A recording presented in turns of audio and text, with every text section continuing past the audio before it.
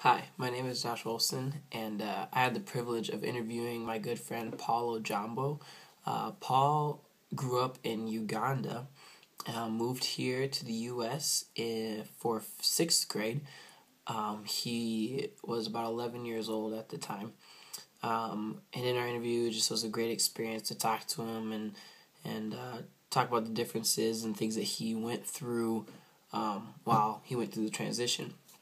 And one of the things that he talked a lot about was the teaching style as far as how the students would engage with the teacher and the classroom and the class.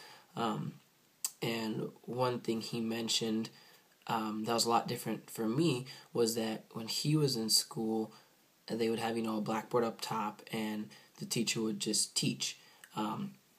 And as a class, they would not really engage or question the teacher. Pretty much they would just listen and take notes because the teacher knew best, and it was against culture to discuss or second guess the teacher or kind of even ask questions.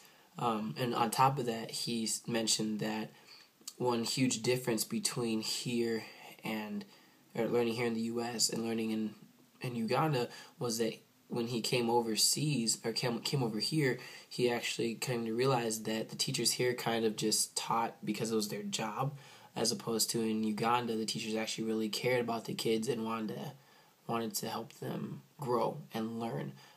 So the teachers, he actually enjoyed the teachers in Uganda more so.